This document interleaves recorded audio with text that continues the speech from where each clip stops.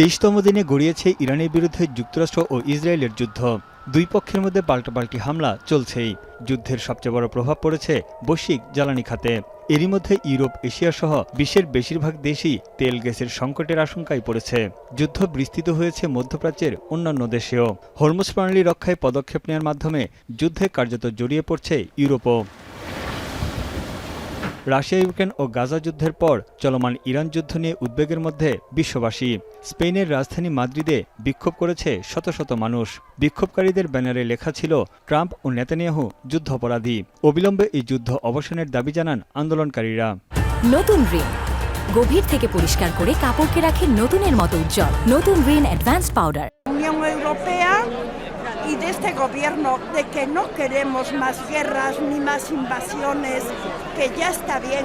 Un enfrentamiento nuclear, porque claro, imaginamos que parece que Israel está perdiendo esta guerra.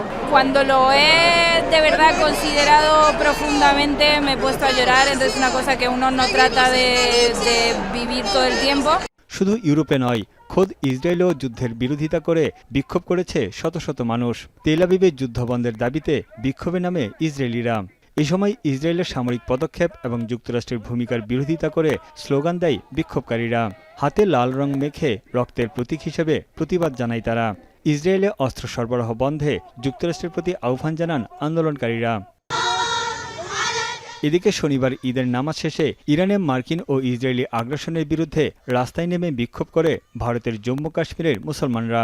Ahmedabad ও লখনৌয়ে হাতে কালো badge পরে প্রতিবাদ জানান অনেকেই। हमारा ईरान जो जुल्म में है, वहाँ इतना मुसलमान कंट्री है, कोई साथ नहीं देता, इसीलिए हम सादगी से ईद मना रहा है। ঈদের জামাত শেষে বিক্ষোভ হয়েছে আফ্রিকার মুসলিম দেশ সেনেগালেও। মধ্যপ্রাচ্যের চলমান সংঘাত নিয়ে উদ্বেগ জানিয়ে চিরস্থায়ী শান্তি প্রতিষ্ঠায় প্রার্থনা করেন মুসল্লিরা। যুদ্ধ বন্ধ হয়ে মধ্যপ্রাচ্য সহ গোটা মুসলিম বিশ্বে শান্তি ফিরে আসবে, এমনটাই প্রত্যাশা তাদের। সম্প্রতি রয়টার্স ইপসোসের জরিপে দেখা যায়, প্রায় ৬৫% মার্কিন নাগরিকের বিশ্বাস খুব শিগগিরই ইরানে বড় পরিসরে স্থল অভিযানের নির্দেশ দেবেন ট্রাম্প।